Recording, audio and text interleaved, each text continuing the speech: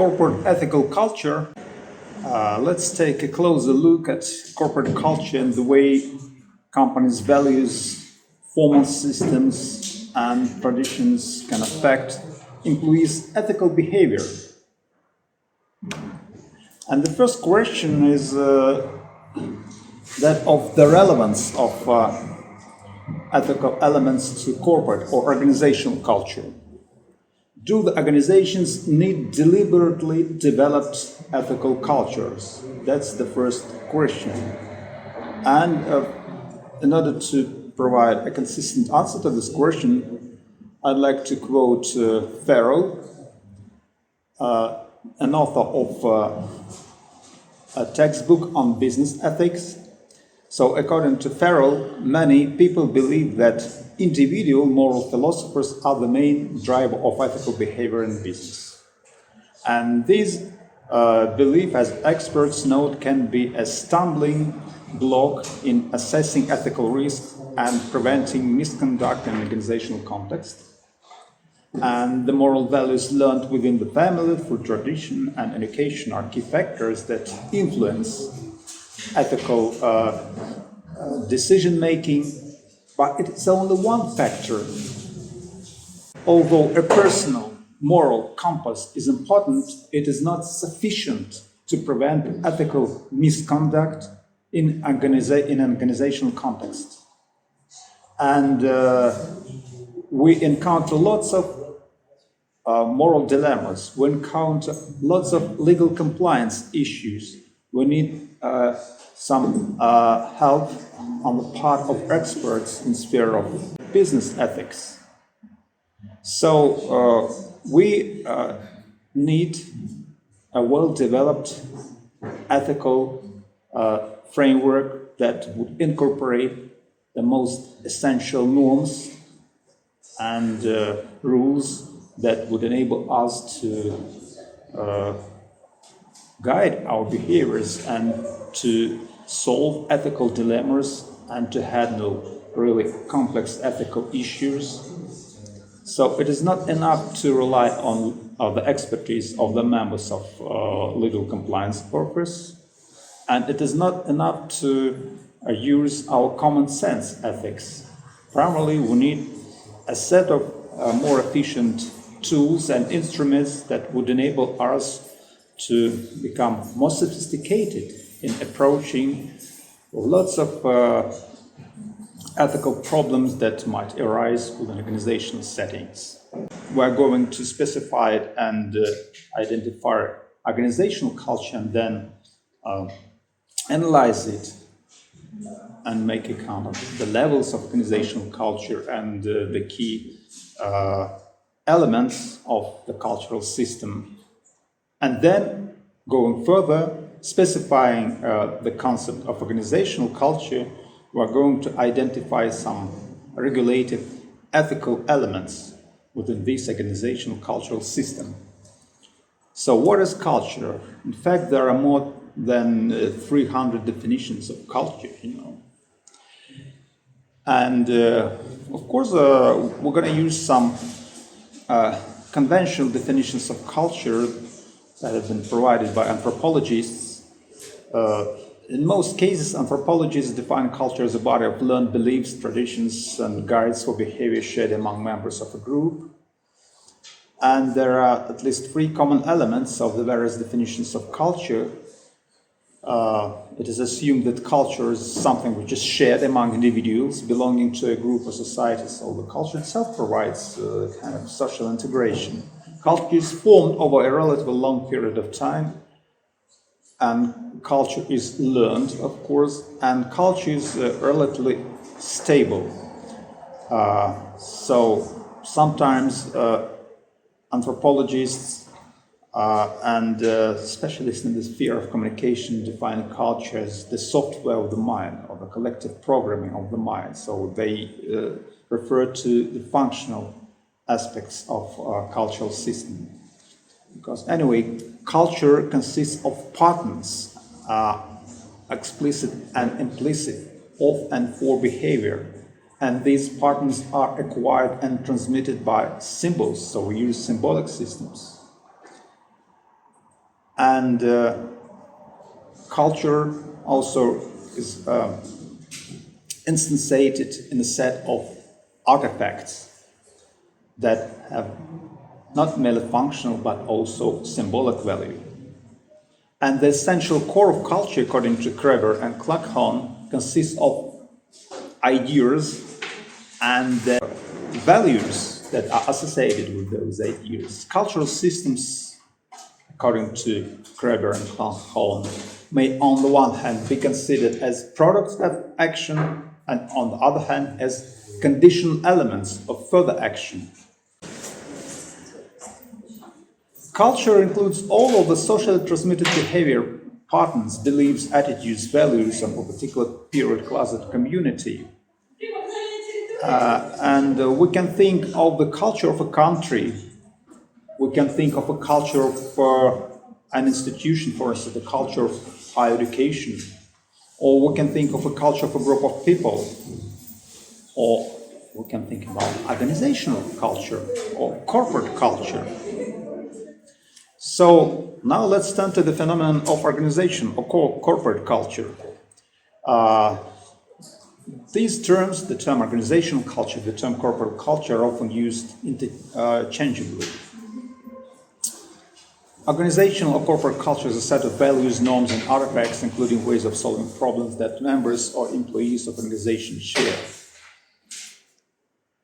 It's a system of shared values defining what is important and norms defining appropriate attitudes and behaviors that guide members' attitudes and behaviors. For example, in the guidelines of Yamaha Corporation, corporate culture is defined as the personality of the organization, the shared beliefs that determine how its people behave and solve business problems. Sometimes corporate culture is defined as the shared beliefs top managers in a company have about how they should manage themselves and other employees. But of course, we should keep in mind that there's not merely beliefs that are shared by top managers. The beliefs and values and norms and rules of behavior and patterns of treating other people, including those who fall under the different categories of stakeholders, should be somehow appropriated by employees insofar they are the members of corporate community. If we turn to the classical works on organizational culture by Edgar Schein, we have to discriminate between different levels of organizational culture. And I think this model is really helpful because it enables us to understand the structure of organizational culture or corporate culture. And then after that, on the basis of this analytical exposition, we're going to identify some ethical elements within the framework of organizational culture. So, according to Edgar Schein, there are three levels of culture: artifacts, visible and feelable structures and processes, or observed behavior, espoused beliefs and values, ideals, goals, values, aspirations, ideologies, rationalizations. These may or may not be congruent with behavior and other artifacts. And underlying assumptions, something which is taken for granted, beliefs shared by many people, and values. So, very often we think of organizational culture and structure, and we may use lots of metaphorical comparisons. For instance, we can summarize this three-level model with a metaphoric lily pond. The blossoms and the leaves on the surface of the pond are the artifacts that we can see and evaluate. So behaviors, symbolic systems. The farmer who has created the pond So the leadership announces what expected and hoped for in the way of leaves and blossoms, and will provide publicly accepted beliefs and values to justify the outcome. And the farmer may or may not be consciously aware that the outcome is really a result of how the seeds, the root system, the quality of the water in the pond, and the fertilizers he put in combined to create the blossoms and leaves. So this lack of awareness of what actually produces the results may not matter if the announced beliefs and values are congruent with how the leaves and blossoms turned out. But if the observer notes discrepancy between what the farmer claims and what actually comes up as blossoms as the outcomes of the development of cultural system. So they will both have to examine what is present in the water, in the root system. So leaders who want to change culture cannot do so by simply painting the blossoms, pruning the leaves. They have to locate the cultural DNA and change some of that. And given this structural model, one can analyze any culture, for that matter, even an individual's cultural identity.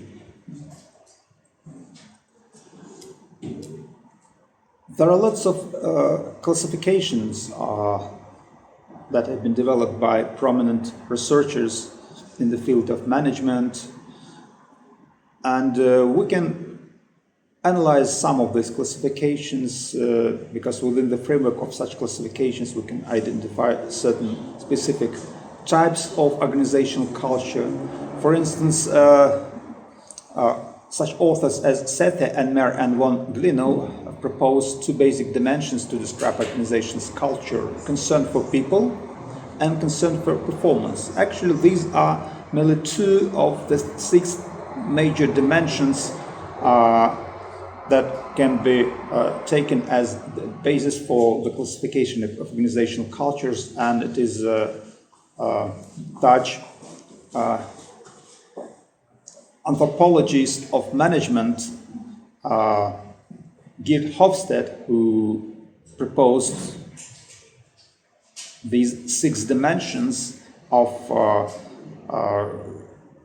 organizational culture, and each of these dimensions can be used as the basis for the classification and identification of the types of organizational culture. But Sethe and Mer and von Glinow took on one of these 6 dimensions, concern for people and concern for performance, and built up a kind of 2x2 matrix which represents the 4 general types of organizational cultures. As you can see, apathetic culture, exacting culture, caring culture, and integrating culture. So whether the concern for people is high or low, or whether concern for performance is high or low, these are the decisive factors. For instance, the apathetic culture, it shows minimal concern for either people or performance. Individuals focus on their own self-interests, and apathetic tendencies can occur in almost any organization. But actually, these are tendencies, these are merely dispositions, because an organization with an apathetic culture cannot survive. That's a real good example. Sweeping changes in the sphere of corporate business activities can impact employee compensation and retirement plans, and in many corporations, simple gestures of appreciation such as anniversary watches, rings, dinners, or birthday cards for family members are being dropped. So companies can freeze the rates of employee remuneration to keep their businesses operating. Many companies view long-serving employees as dead wood and don't take into account past performance. So this attitude demonstrates the companies with apathetic culture. The caring culture is another extreme type. High concern for people, but minimal concern for performance issues. that seems to be unrealistic. Yeah. Though it seems to be good from an ethical point of view, but seems really appealing, but there must be kind of balance between these two concerns. So if we go further and identify some other types of culture, the exacting culture is widely spread in business world, little concern for people, but a high concern for performance, for profits, for short-term success. It focuses on the interests of the organization, on the interests of stockholders. So that's a functional approach to the development of business enterprise. There are lots of examples of such organizations that primarily sustain this exacting culture because it is primarily related to the bottom line. But there must be kind of balance, and this balance is instantiated in the integrative culture types, because within this type of culture, the integrative culture, that the high concern for people is combined with high concern for performance. So it's a really difficult, it's a real challenge to provide such a balance. An organization becomes integrative when superiors recognize that employees are more than interchangeable parts of the business machine. Employees have an ineffable quality that helps the firm meet its performance criteria.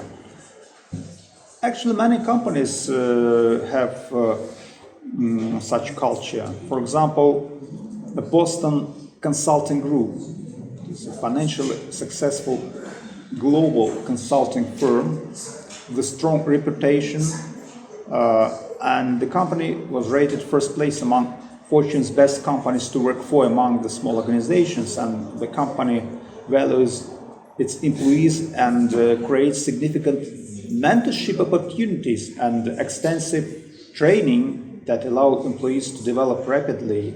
And in addition, the company provides high pay and progressive benefits package, including 3 months of paid maternity leave plus a 15% bonus on pay to retirement plan. So that's a good example of a combination of concern for people with concern for results. All organizations, not just corporations, have some sort of culture, maybe formal or informal. And organizational cultures can vary wildly, even within the same industry. That's a good example. In the computer industry, IBM was known for many years for its relative formality. It is exemplified by a dress code, mandated dark suits, white shirts, polished shoes. And Apple Computer, on the other hand, was known for its informality. So there are lots of discrepancies between these external manifestations of organizational culture. And organizational cultures are institutionalized through formal rules such as codes of conduct or codes of ethics, corporate policies, orientation and training programs, performance management systems, authorities structure, and formal decision-making processes. So these are the elements of the so-called formal system. And the company's history and unwritten rules, norms of daily behavior, myths, stories, rituals, language, role models, ethical leaders are a part of its culture. And in this case, we refer to informal cultural systems. So these are two systems, formal and informal, and they should be aligned. Just consider some of the common features of corporate culture: values, principles, and ethical standards in actual use, management practices, organizational policies, atmosphere and spirit embodied in the firm's work climate, how managers and employees interact and relate to one another. That is also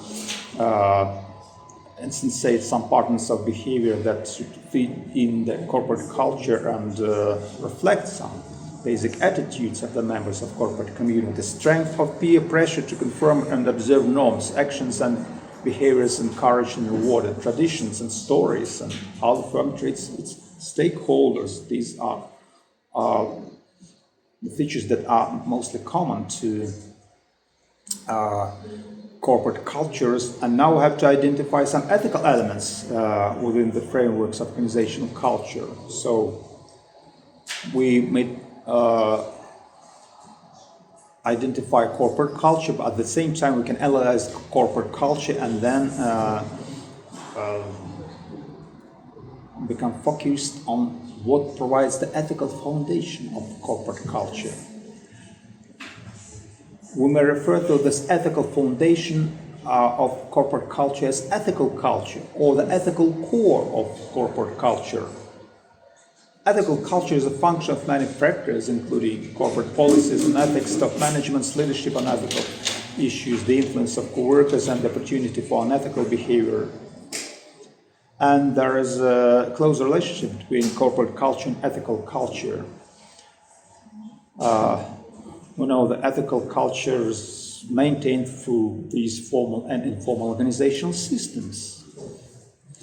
And there is an exchange of behaviors that are governed by the elements of formal systems and elements of informal systems. Catherine Nelson and Lineke Trevino, business ethics management scholars, have proposed a general distinction between strong and weak organizational cultures. And we can specify this distinction as the distinction between strong and weak ethical cultures. So in a strong culture, standards and guidelines are widely shared within an organization, and cultural systems, formal and informal, are aligned. They are in mutual correspondence. And let's consider some of the results of a special research. Mark Pastin studied 25 high ethics, high profit firms, which at the same time included Motorola, 3M, Cadbury, Schweppes, Arco, Ilby Wilson, Northern Chemical, and Apple. Of course, the list of high ethics firms may change. The four principles that Paston used to describe such firms serve as a benchmark for understanding ethical effective organizations. First, high ethics firms are at ease interacting with diverse internal and external stakeholder groups. So being oriented at stakeholder interest means that organization itself is perceived as being built into a web of social relationships. That is a social web model of social responsibility of business. High ethics firms are obsessed with fairness. They ground rules, emphasize that the other person's interests count as much as their own. In high ethics firms, responsibility is individual rather than collective. And individuals assume responsibility for the firm's actions. But actually that is also required by the law. There is a Sarbanes-Oxley Act in the United States which requires top managers to assume responsibility for the firm's policies, decisions, and these responsibilities are of a personal kind. And the high ethics firm sees its activities as having a purpose, a way of operating that members of the firm value, and purpose ties the firm to its environment. Consider an example of a strong corporate culture. There was Citicorp Corporation, and in the 1980s, Citicorp's culture was very strong. Citicorp had a very efficient ethics training program. The implementation of this program provided the integrity of corporate community of those people who work for the corporation in its home and foreign offices. And when Catherine Nelson, a vice president and head of human resource communications at Citicorp, traveled to the firm's offices in the Far East, in Japan, for instance, she traveled there to deliver ethics training. She felt right at home. So once she said that you could tell that you were in a Citicorp facility, whether you were in London, Tokyo, and New York. And when she facilitated an ethics training session for Japanese managers, she presented them with a common ethical dilemma. What do you do if you have raised an important ethical issue with your manager and nothing is done? And the manager discourages you from pursuing the issue. And the potential answers included: do nothing, go around the manager to the next level in the managerial hierarchy, raise the issue in writing to the manager, or take the issue to a staff department such as human resources. The Japanese managers unanimously gave the correct answer. The answer which was in accordance with the Citicorp's culture and policies at the time. So they said that they would go around their manager and take the issue to the next level. So Catherine Nelson was surprised this response because she thought that this way of acting was in conflict with the wider Japanese culture's deference to authority and seniority, to go around your manager and to take the issue to the next level seems to undermine your bonds of loyalty. But she asked these managers, doesn't this conflict with Japanese culture? And they responded, you forget we are much more Citicorp than we are Japanese. So that means that there is an indicator of a strong ethical culture, or corporate culture, first of all, which outweighs even the influences of national culture. So that means that this corporate culture proved to be so strong that standards and guidelines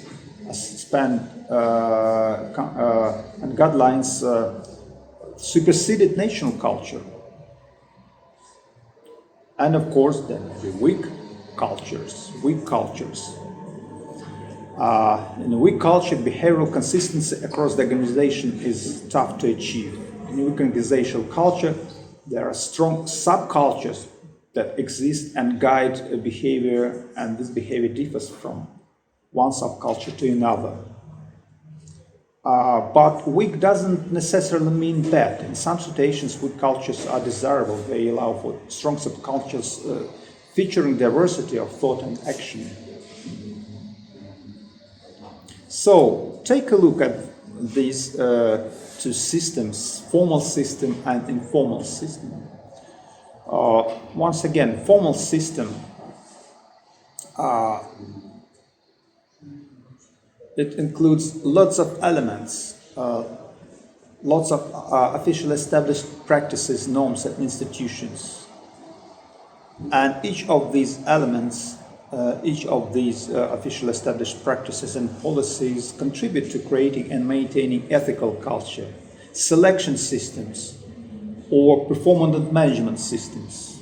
These are routinely exercised practices, but nevertheless, they also are really indicative of the ethical culture and how people are treated within an organization. Rules, policies, and codes of conduct and codes of ethics. But they should be somehow communicated and implemented.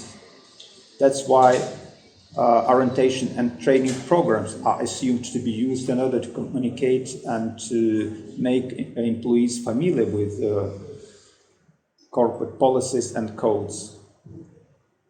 And some other organizational structures, such as Corporate Ethics Committee or Chief Ethics Officer, Ethics Helpline, or Compliance and Ethics Helpline, formal decision-making processes. An informal system. It includes unwritten rules, norms of daily behavior, rituals, myths, and stories, also heroes, ethical leaders, those people who can serve as role models for the other members of corporate community.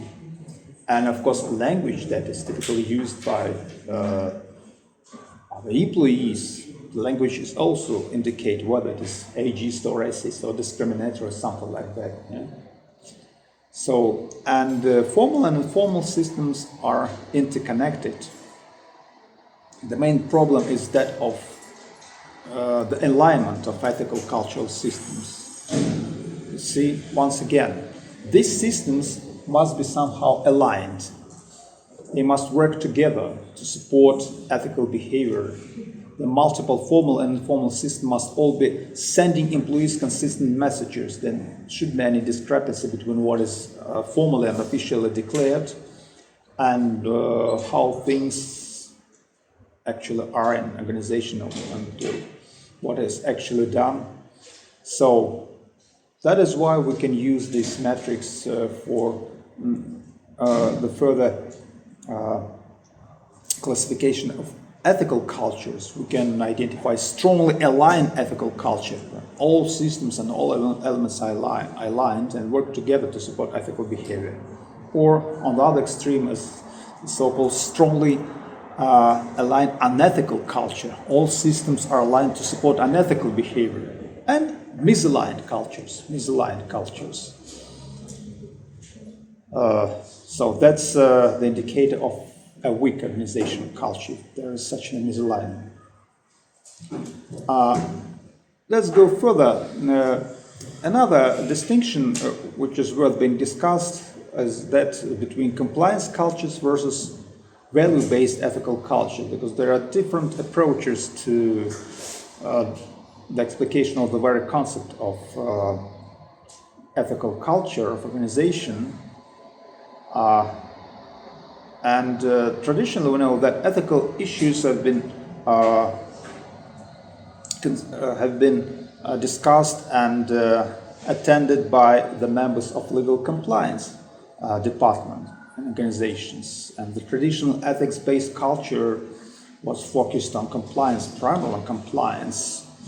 The compliance-based cultures use their legal departments to determine ethics. They include auditing department to create rules and procedures as well as monitoring the process.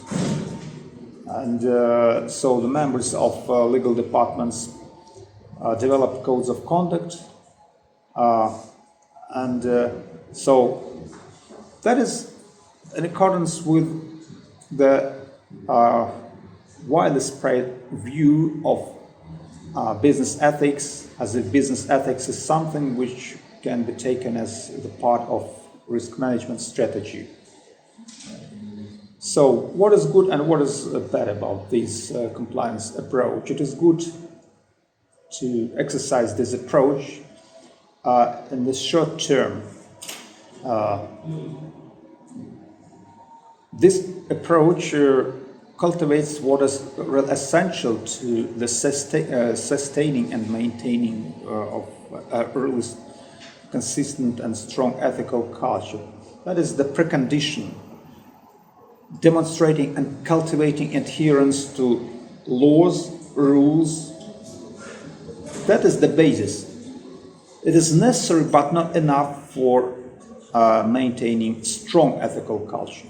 Yet it is necessary prerequisite of a strong ethical culture to demonstrate and cultivate adherence to formal and positive legal rules, laws, and regulations. Yet there is an alternative approach, and this alternative approach should somehow be combined with this formal compliance approach. This alternative approach is labeled as a values-based approach.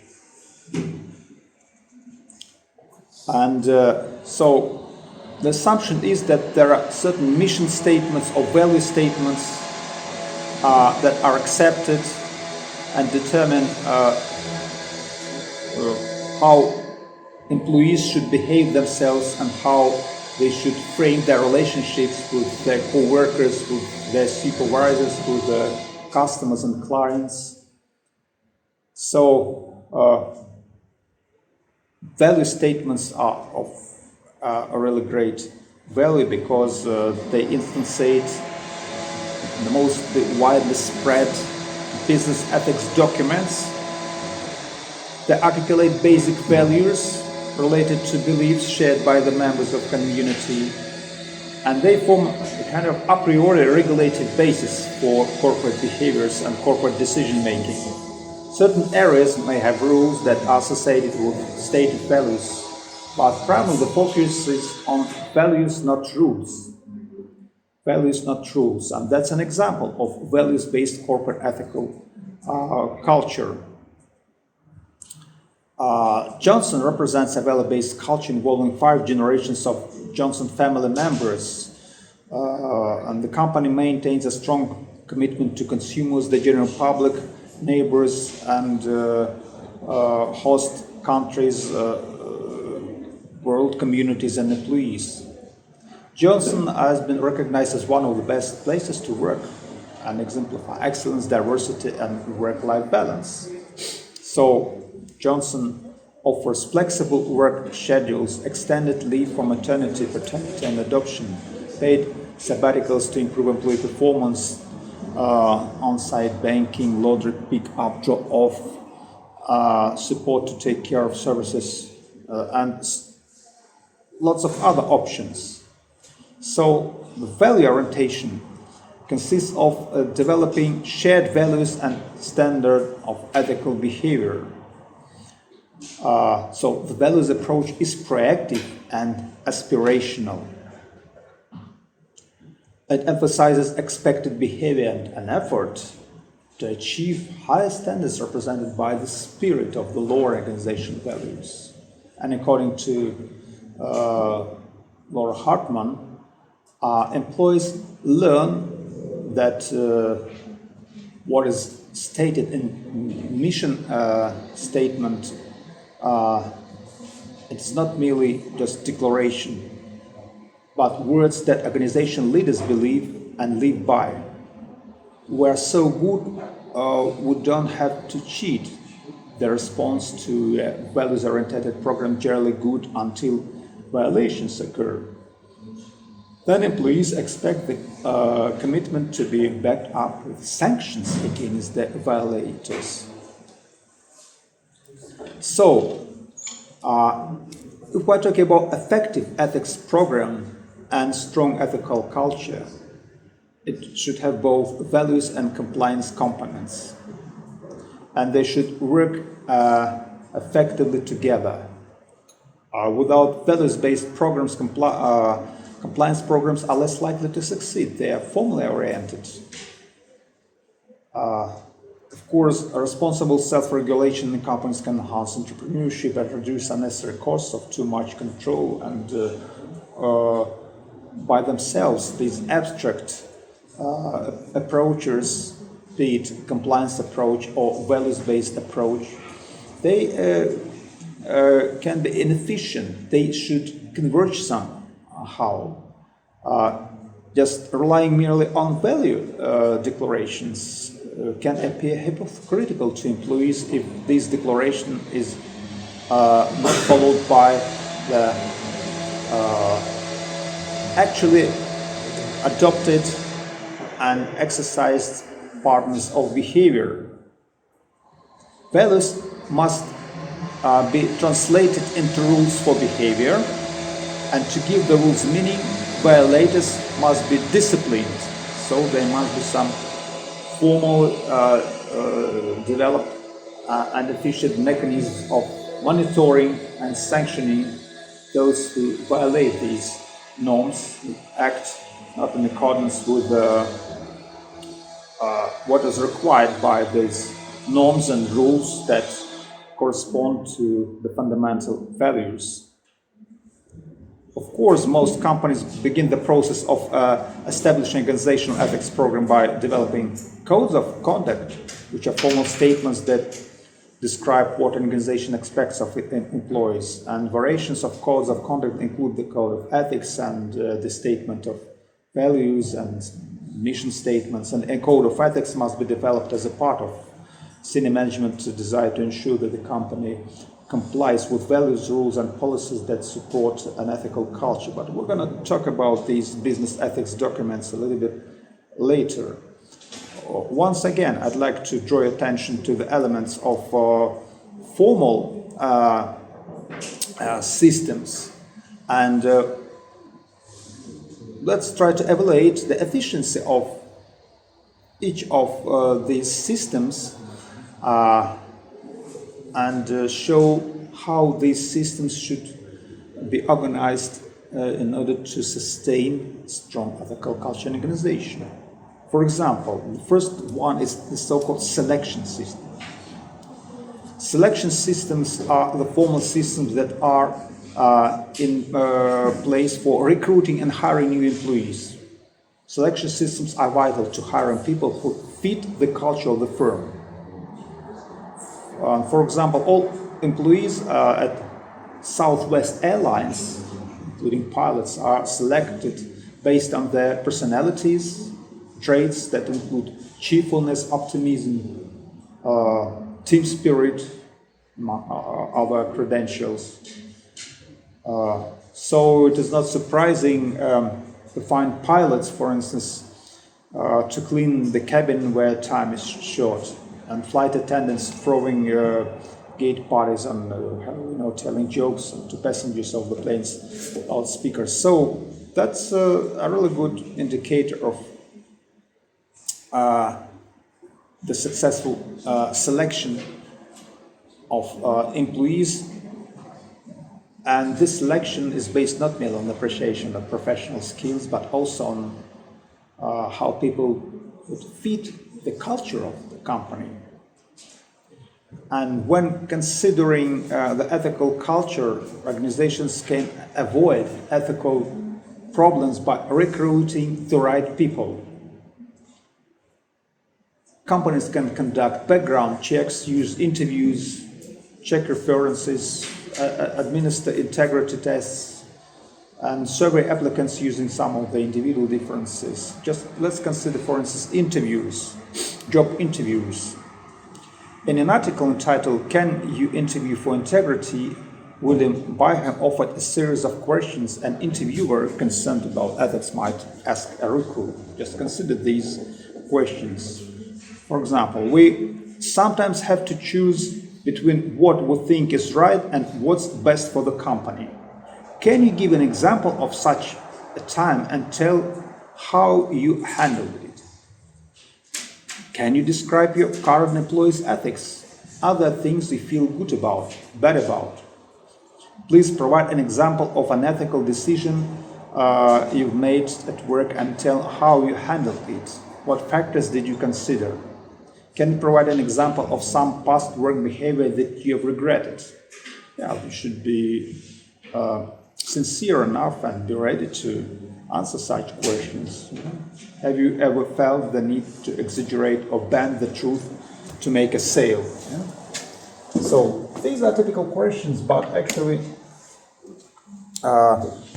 those applicants who want to get the job, they should be ready to demonstrate the ability of thinking ethically, resolving ethical problems, getting through ethical dilemmas. And they should demonstrate their commitment to ethics, because recruiters, they just monitor and take note of how job applicants react to the questions of that kind, whether they're sincere or not. Another series of questions. Have you ever observed someone else stretching the rules at work? What did you do, if anything? Yeah? Or have you ever had to go against company policies in order to accomplish something? Some of the questions may seem to be really provocative, but nonetheless, recruiters are justified in posing these questions. And recruiters can also inform prospective employees about the importance of integrity in the organization and what happens to those who break the rules. And these days, companies also need to be very selective when recruiting leaders who are being considered for important decision-making roles in the firm. Because many recent business scandals occurred because of the company's chief financial officers who played with the numbers to make it look as if profit goals had been achieved when in reality they hadn't. So these cases are widely spread in the sphere of corporate business. Performance management systems also were being discussed. These systems involve the formal process of articulating employee goals, identifying performance metrics, providing a compensation structure that rewards individual or team effort in relation to those goals. And performance management systems also include formal disciplinary systems that are designed to address performance problems when they arise. So that means that these systems can be used in order to obtain the alignment of formal and informal systems within the framework of organizational culture, because they pay attention to what is measured, rewarded, and disciplined.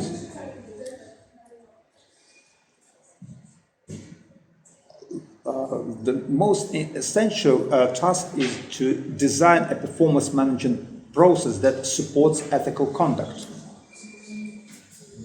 And in order to do that, it is necessary to identify which factors drive the results the organization strives to achieve. The best way for an organization to design a comprehensive performance management system, and many sophisticated companies, they take care of reputation, but they understand reputation in many cases. They simply take it as the part of the orientation to long-term financial results. Investment into your reputation is the investment into your long-term financial results, and actually, insofar your reputation depends on how you're perceived by your clients and business partners and establishment.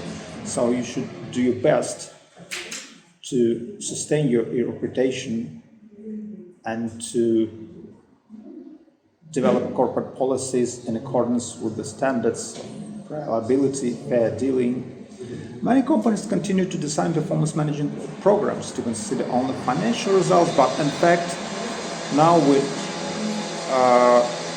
can refer to the formal and official requirements addressed to companies when they're making their reports. In these reports, they should indicate not merely financial results, but how they contributed to social welfare and what is their contribution to so-called sustainable development, that is called triple bottom line accounting. And insofar companies present themselves as socially responsible agents, they also should demonstrate that they are really concerned with ethics and sustain really strong ethical culture. So the ethics message can be reinforced through the reward and disciplinary systems. Yeah, that is also essential. So if the organization values ethical behaviors, it will reward these employees who meet the standards of ethical behavior, and experts know that it is important to handle recognition and awards for appropriate behavior in a consistent and balanced manner. All employees should be eligible for the recognition. The behaviors or actions acknowledged should be noted. So they should be something which is praised and rewarded. And rewards and punishment imposed by organization need to be consistent with the actual corporate culture. As business ethics experts have observed, employees will value and use as guidelines those activities for which they will be rewarded when a behavior that is rewarded comes into conflict with an unstated and unmonitored ethical value. Usually that rewarded behavior wins out.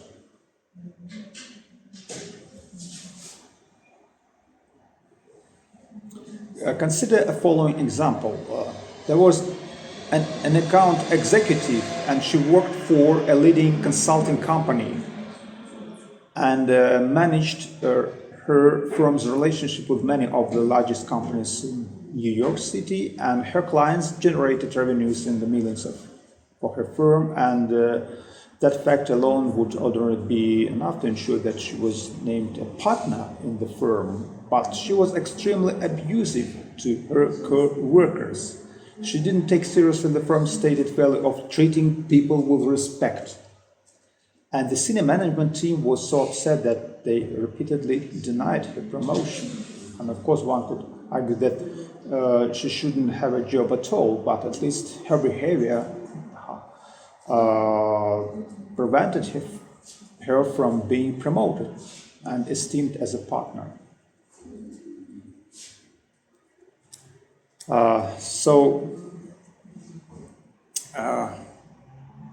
There are lots of examples of the alignment of the goals and rewards with the organization's values. Consider the practice of rating employees at Lockheed Martin Corporation, for instance. The performance management process rates employees not just on results of the job, such as increased sales or profits, but they are also rated on how you got there through attributes that include ethics, integrity, people, and teamwork. And consider the definitions of these fundamental dimensions that are essential to rating employees. Each of these attributes is explicitly defined. Ethics is defined as if an employee demonstrates behavior, and through this behavior it presents himself or herself as honest and qualified. Employee embraces truthfulness, knows regulations, rules, policies, and compliance requirements, and actively demonstrates compliance and always does the right thing. That's a really strong requirement. Not every employer can meet this standard because it seems really strict and absolutist. Because it is impossible to do the right thing in any case. But that's a regulative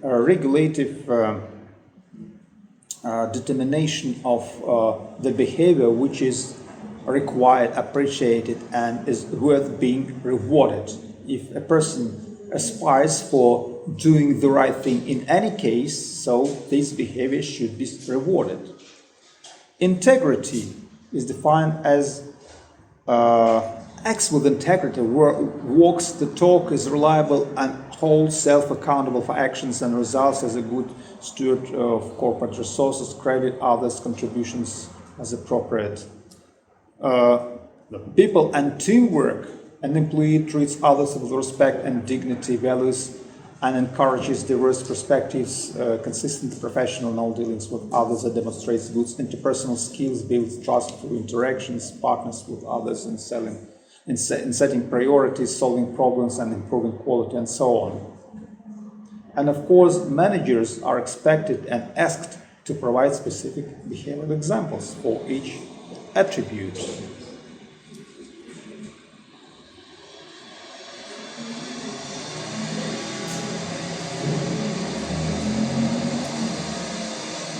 There should be also some structures to support reporting of problems and other structures that can be used in order to communicate corporate values and norms of behavior. First, I'd like to draw attention to such an official structure as the Corporate Ethics Committee. In some organizations, ethics is managed by a Corporate Ethics Committee, not by a legal compliance department, but by a Corporate Ethics Committee. This committee is set up to provide ethical oversight and policy guidance for chief executive officers and management decisions. And it also represents an affirmation that top management really cares about ethics. So an ethics committee can gather information on some functional areas of the business and examine manufacturing practices, personal policies, dealings with suppliers, financial reporting, sales techniques, in order to find out whether the company's practices are ethical.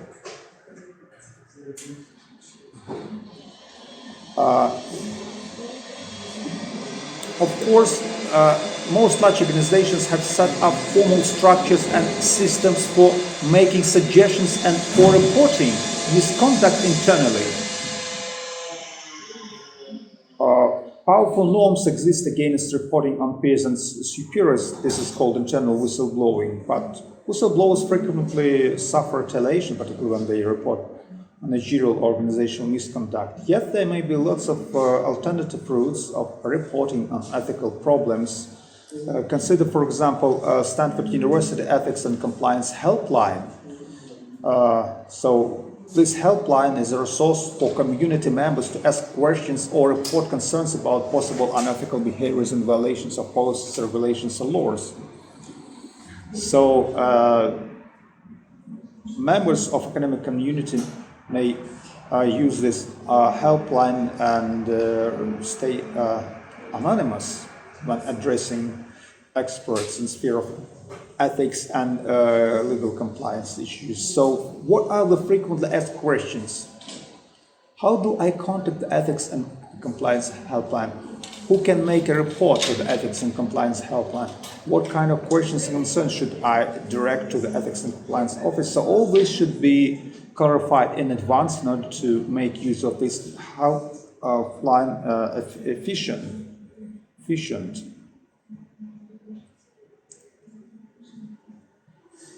There are also corporate ethics and compliance offices in organizations. Most large firms find that ethics initiatives need to be coordinated from a single office in order to ensure that all of the program's pieces fit together. And for instance, in the United States, in 1991, United States federal sentencing guidelines gave impetus to the move toward establishing formal ethics programs. And it also called for the assignment of specific high-level individuals with responsibility to oversee legal compliance standards. So today, we may encounter the ethics and compliance officer who supervises employees and is personally responsible for monitoring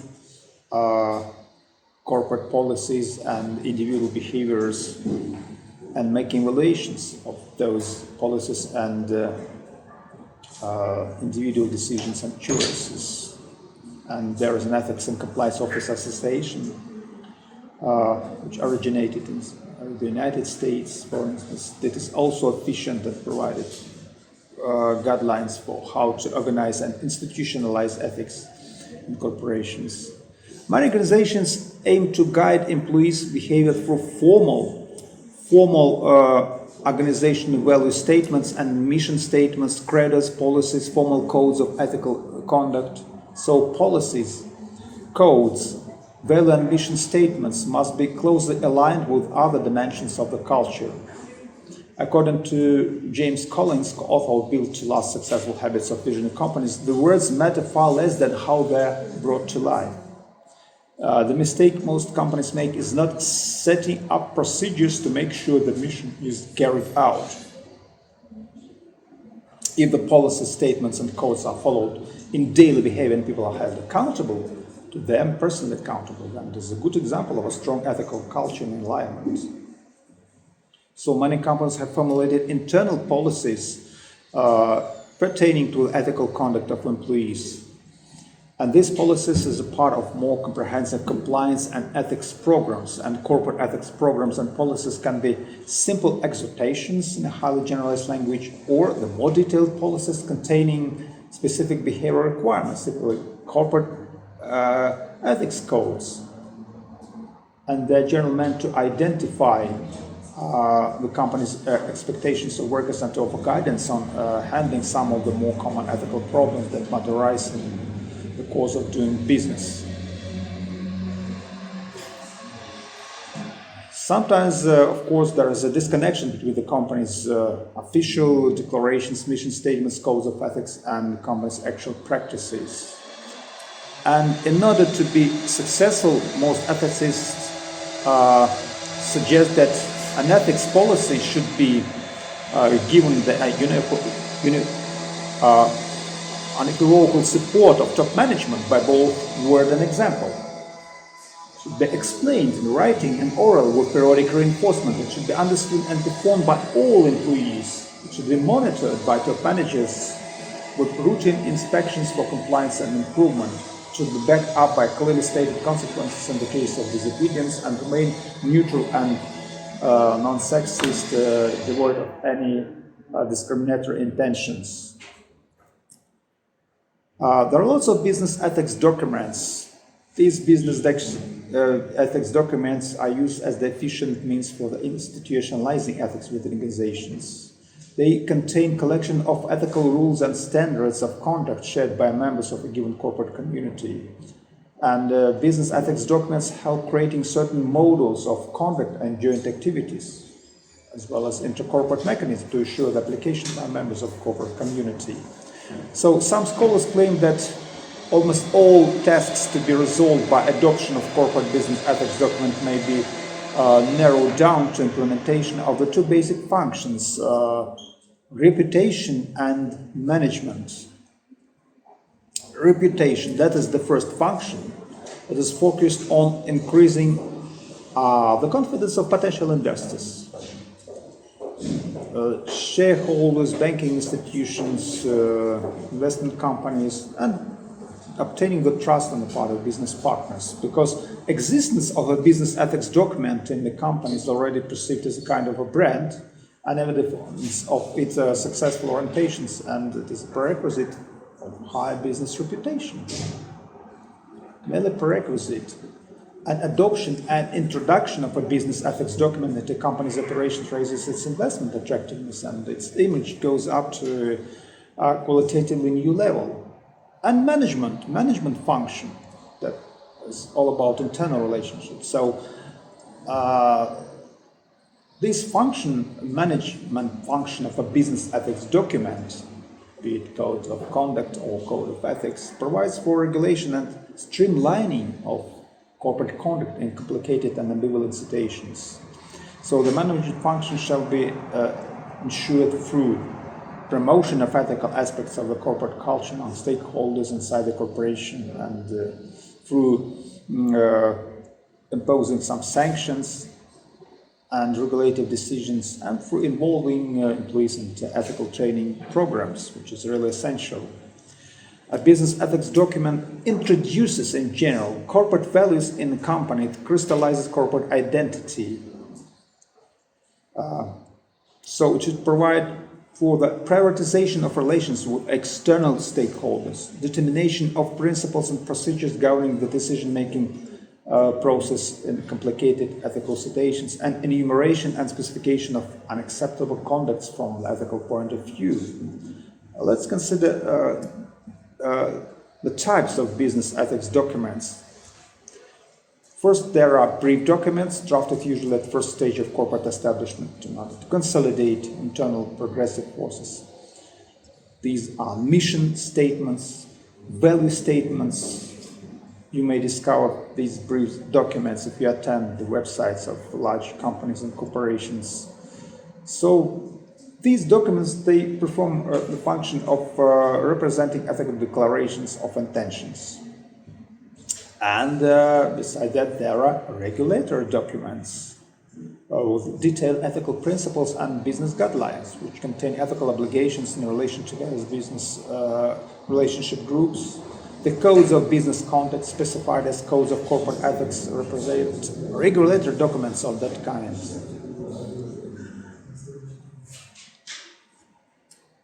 Let's consider mission or value statements in brief. A mission statements, value statements, or credo is a sufficient description of how we do business, the corporate principles and values that guide how business is to be conducted in an organization. A mission statement is a short description of the organization's reason for existence, and value statements are the next step in the process of explaining organization to the world. And here's how we do it. So these brief documents, mission or value statement, they should meet certain standards. They should be short, memorable, and they should be put in plain language so that everyone can be can understand, and everything should be clear to the general public.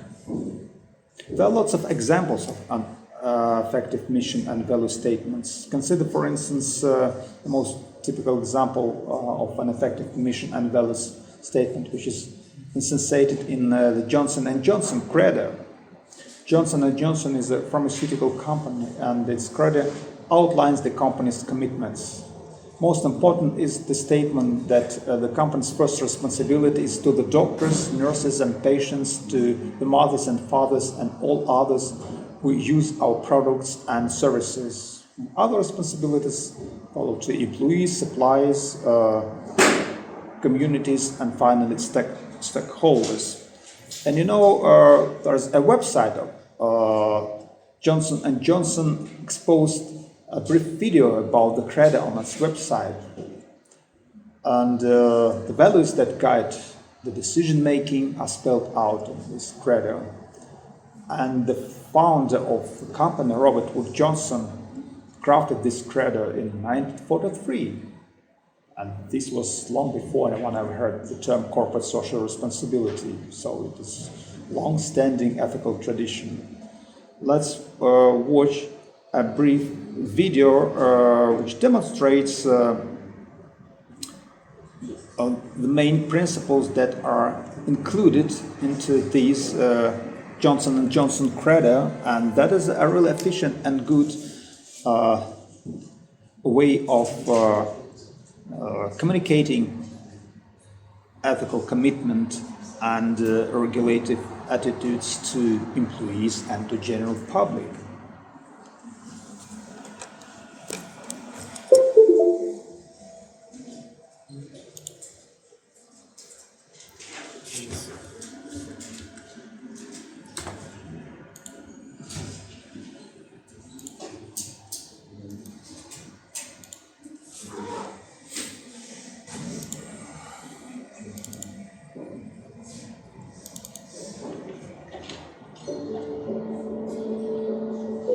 In 1943, the year before Johnson & Johnson became a publicly traded company, and long before the term corporate social responsibility even existed, company chairman Robert Wood Johnson wrote Our Credo, a defining vision of Johnson & Johnson's values and principles. Our credo begins with our responsibility to the patients, doctors, nurses, mothers and fathers, all who rely on our products. From household staples families love like Band-Aid brand adhesive bandages and Johnson's baby shampoo, to the cutting-edge surgical devices and pharmaceuticals that save lives every day.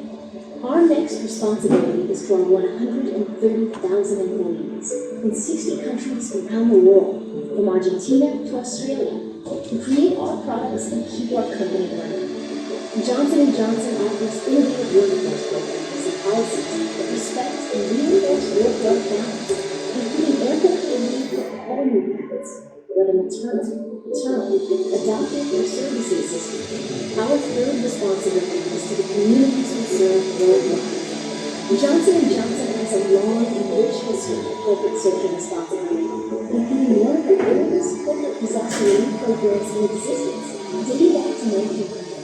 And today, more than 80% of our employees across the globe volunteer in their local communities.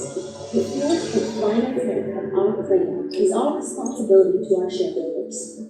By taking a long-view financial approach, investing in research to drive innovation, and continually improving our equipment and facilities, our shareholders receive a fair return. Our credo is a constant source of inspiration and aspiration. It's a living, breathing document that guides our daily decisions and inspires us to be remarkable so that we can create a healthier future for everyone, everywhere. So,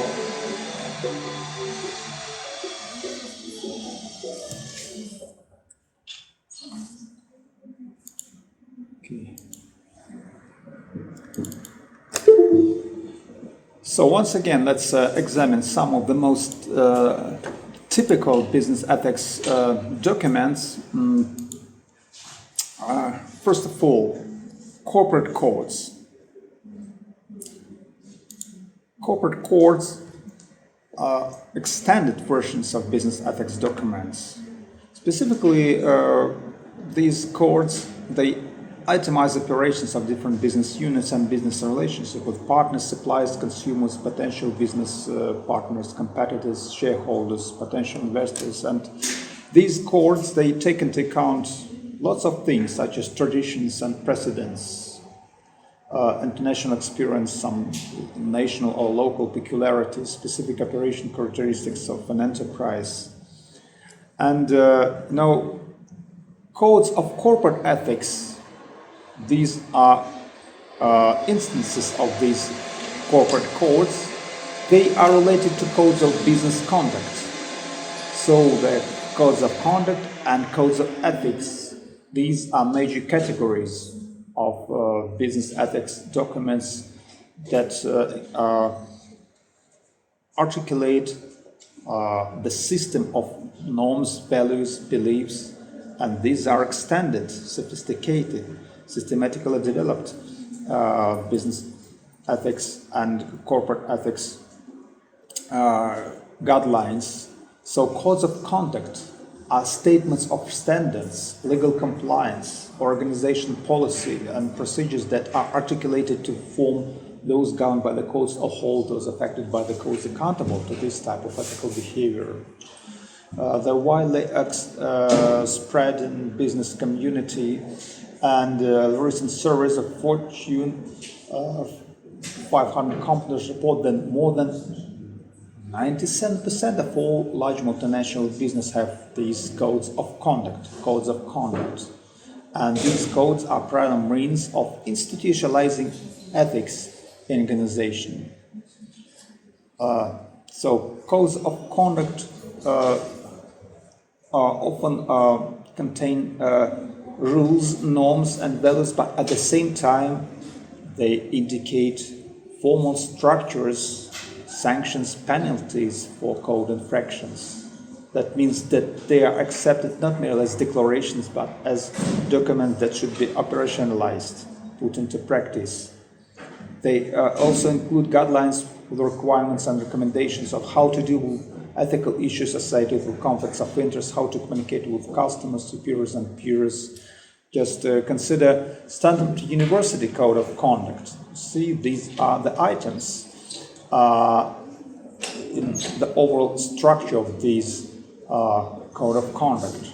Standards of integrity and quality, respect for others, compliance with laws and policy, privacy and information security, financial responsibilities and controls, use of corporate university resources, conflict of interest, commitment, response to investigations, and reporting suspected violations using, for instance, helpline.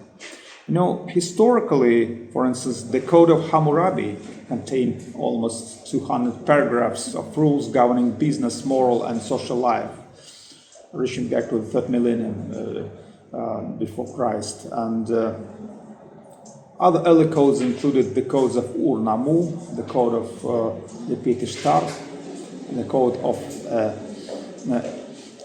Eshnunia. So these were ancient codes. At the present time, many of the corporate codes of business conduct were developed in response to some legislative action.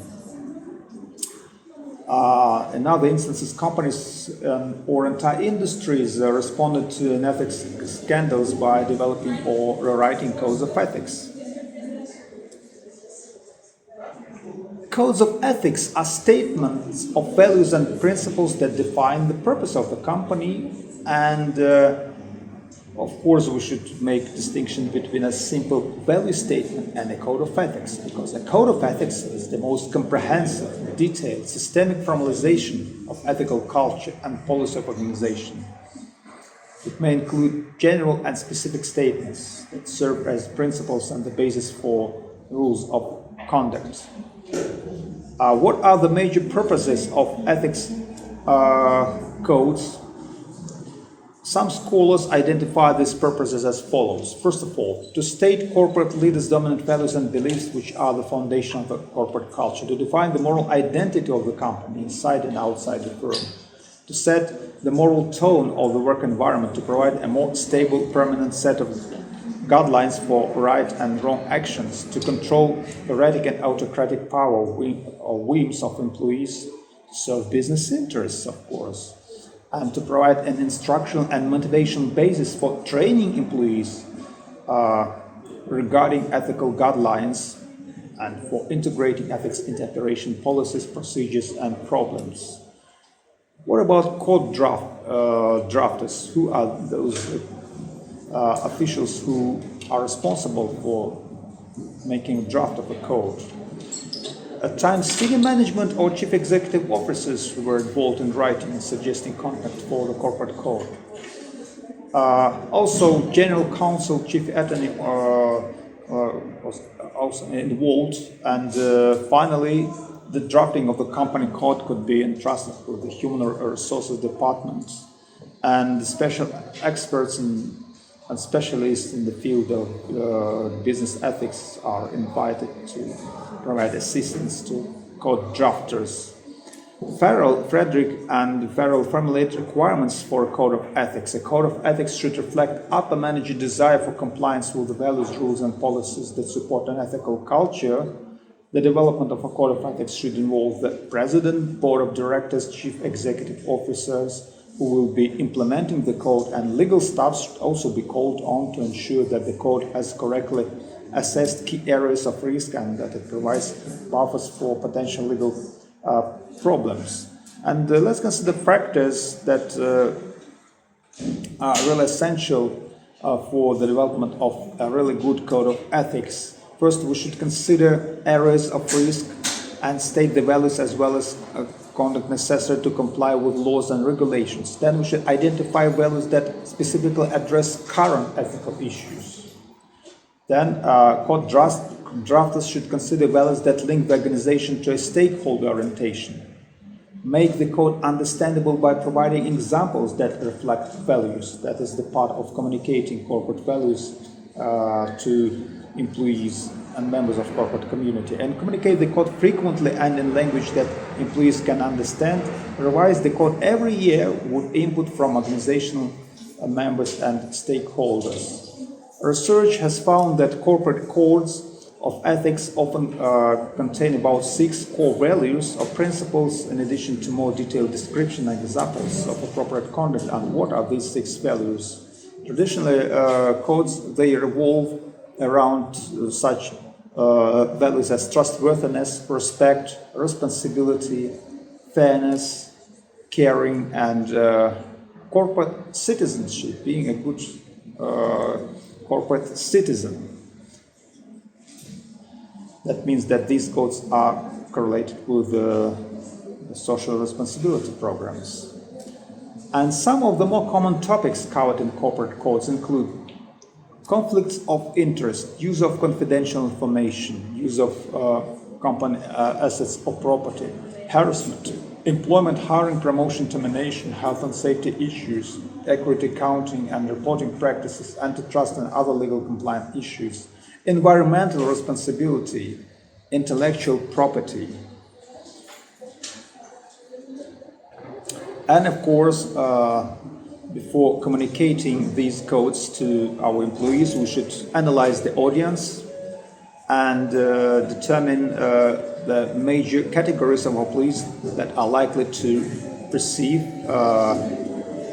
those values and norms and rules of behavior that are imposed on them. So some of the researchers have identified certain groups of employees, and we should adopt a set of technologies of communicating corporate rules and policies, taking into account the specificity of each of the group of these employees. Good soldiers, for instance, understand and follow the rules and policies of organization, and they have good ethical compasses. Loose cannons have good ethical compasses, but they don't know their corporation's practices. And grenades, those people who are neither ignorant nor benign, may not know the rules, but they actually don't care either way. So we should use effective training programs and ways of communicating corporate values to these groups of employees, and take into account the difference between these categories of employees and make a working, efficient a program that would enable them to become the members of ethical community integrated through the formal and informal cultural system, which sustains good ethical climate organization. Okay, that is all for today.